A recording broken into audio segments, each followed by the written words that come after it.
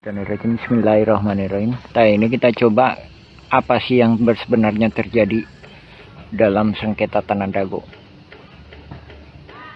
Nah, yang digugat 6,9 3 buah gendom.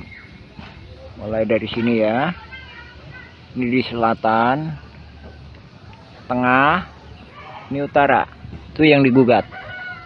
Sementara subjek yang digugat itu ada di sini. Sementara yang di tengah itu udah dikondisikan, dimanipulasi. Jadi kampung Cirapuan dirubah jadi Dagolos. Ya lebih kurang sekitar 2 hektar. Nah, sedangkan di sini itu subjeknya nggak digugat, namun objeknya digugat. Nah, manipulasi ini dengan tujuan kamuflase, biar nggak tampak ini kolusi saling gugat. Yang tampak adalah gugatan murni. Beda gugatan murni dengan kolusi mafia tanah saling gugat itu apa? Kalau gugatan murni, penggugat memperjuangkan hak, tergugat pun memperjuangkan hak. Tapi kalau kolusi, penggugat nggak yakin bahwa itu haknya, sementara tergugat pun nggak yakin itu haknya. Sehingga penggugat dan tergugat itu berkolusi untuk saling kerjasama. Nah, kerjasamanya, nah ini tadi yang digelapkan. Terus korelasinya lagi, lainnya lagi, buktinya lagi apa? Ada BBB 15.000 meter. Nah itu yang digelapkan. Nah itu laporan BBB itu hilang tahun 2016. Berganti ke Deddy M Saat. Nah itu yang nggak muncul. Nah itulah bila mana pihak tergugat menang, itu bisa jadi kolusi antara pihak penggugat sama tergugat, bisa bagi-bagi.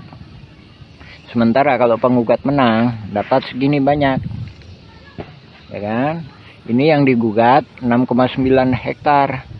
Sementara tergugat itu mempertahankan juga sama dengan hak gendom Buraminten 6,9 hektar, terdiri dari 4 buah. Sementara gugatan Muller itu cuma 6,3, terdiri dari 3 gendom verponding.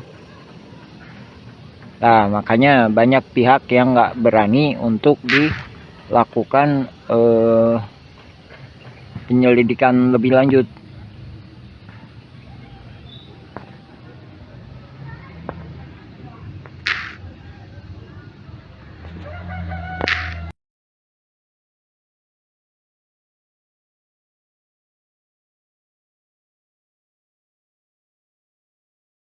Bismillahirrahmanirrahim.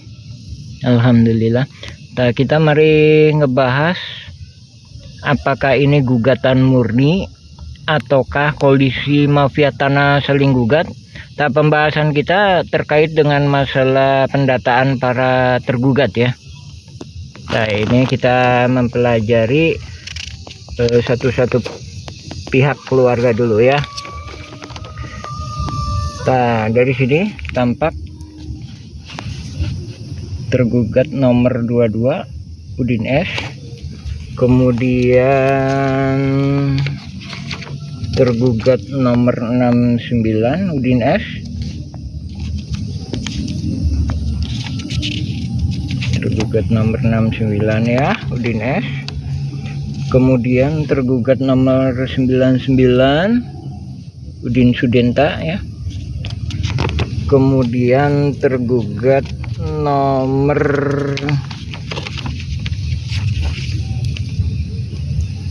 233, 232 dan 233.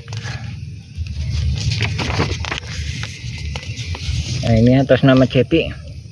Jadi Udin S, Cepi itu anaknya Udin S ya.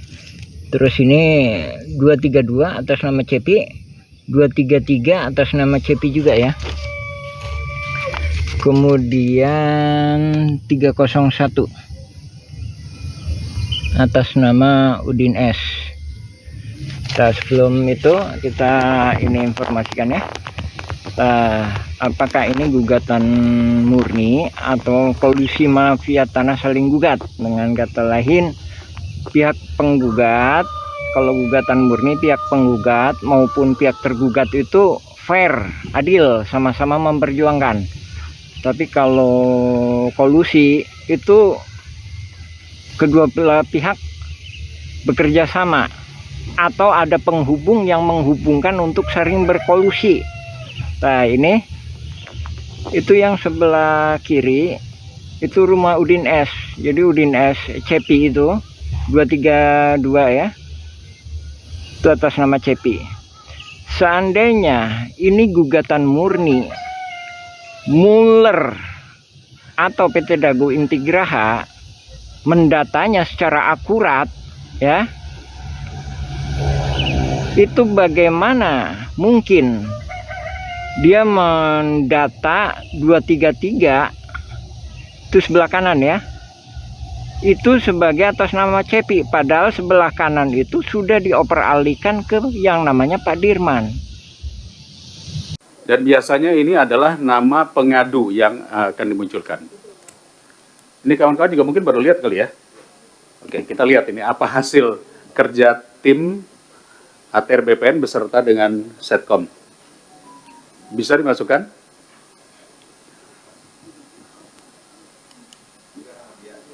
Ya, pakai nama siapa saja dulu, yang penting masuk. Ini nama pengadunya, Pak. Nama pengadunya. Oke. Ini satu contoh ya, Muhammad Basuki Yaman, pengaduan warga kampung Cirapuan, telah menempati wilayah tersebut selama hampir 200 tahun. Bener nih. Oh, pada masa kolonial, nama kampung Cirapuhan diubah menjadi Dago Elos. Oh, di Bandung nih, Dago Elos. Untuk mengubah riwayat sejarah tanah. Sejak 40 tahun terakhir, mafia tanah dengan intimidasi dan manipulasi dokumen mulai mengklaim warga. 3 oknum mengatasnamakan masyarakat adat setempat menguatkan klaim palsu atas tanah tersebut. 4 hak warga atas tanah dipersulit, termasuk pemeriksaan ulang terhadap sertifikat resmi yang dimiliki warga. Beberapa pihak telah menerima rekomendasi hak atas tanah yang tidak sesuai dengan bukti kepemilikan yang sah. Status proses. Oke, tindak lanjutnya apa? Proses kasasi di Mahkamah Agung dengan menunggu putusan pengadilan yang berkekuatan hukum tetap. Lalu, apa upaya yang dilakukan kanwilnya dan kantahnya? Ada? Belum ada. Nah, begini. Kalau ini tidak ada, ini baru laporan namanya. Follow up-nya, ini yang kami inginkan, apa yang dilakukan oleh BPN setempat. Apakah kanwil? Kalau ini kan saya tahu kanwil Jawa Barat. Kantahnya berarti kantor tanah Kota Bandung. Itu mesti ada tulisannya itu, harus ada pelaporannya. Ya. Jadi jangan sampai nanti dashboard ini hanya sekedar tindak lanjut saat ini sudah berada di katakanlah kepolisian atau di pengadilan. Kita ingin tahu apa yang dilakukan. Jadi mohon izin Pak Menteri, saya pikir ini perlu ya.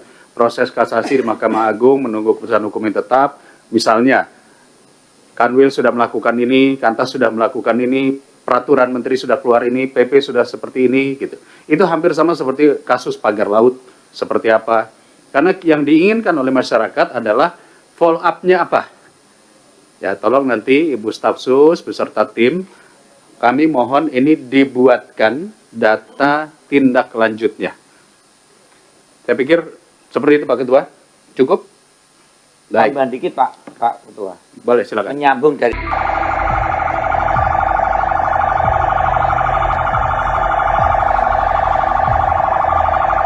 Demo peringatan Hari Buruh Internasional atau May Day di Kota Bandung berujung kericuhan. Polisi harus memukul mundur sekelompok orang usai mereka disebut menjadi penyusup saat aksi berjalan. Demo Hari Buruh di Kota Bandung oleh sekelompok massa dengan dipusatkan di Taman Cikapayang. Demo mulai diramaikan sejak siang dengan diisi penyampaian orasi hingga berbagai macam tuntutan. Aksi itu lalu berakhir dengan damai. Tapi, di tengah situasi massa hendak membubarkan diri, muncul sekelompok orang yang tiba-tiba melakukan provokasi. Kata Hendra, sekelompok orang yang melakukan provokasi itu berseragam serba hitam. Puncaknya, kericuhan pecah saat massa ini menyerang polisi dengan cara melempar batu hingga molotov. Ada beberapa kelompok yang menggunakan baju hitam-hitam, Dan juga beberapa mereka merangsek bergabung dan mereka melakukan provokasi kepada kepolisian. Provokasi ini merupakan pelemparan batu, molotov dan petasan kepada polisi. Dan akhirnya kami memanggil Dalmas untuk bisa menahan mereka.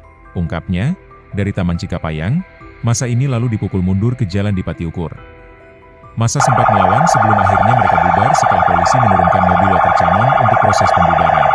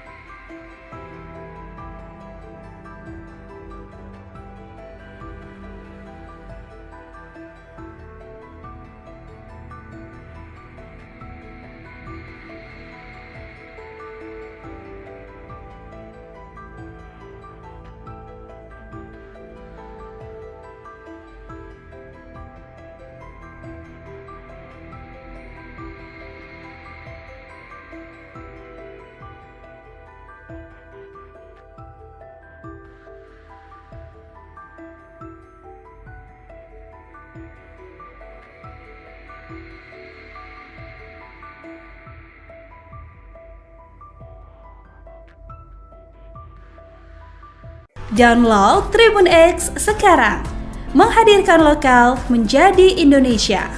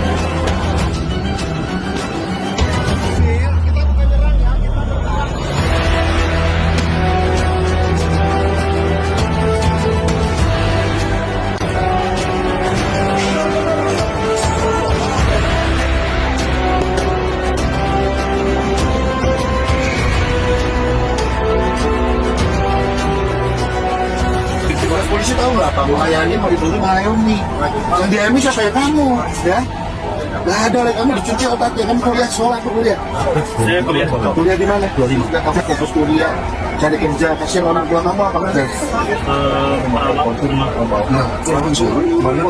kira-kira malu nggak bisa ekspos bahwa anaknya tertangkap anarko malu nggak sama orang tua kamu dia pun membolehkan nggak sama undang-undang boleh. Yang penting caranya baik. Kamu kan tadi anarko kan anarkis kan? Jangan bertindak kamu lawan polisi. Itu ideologi yang bagus.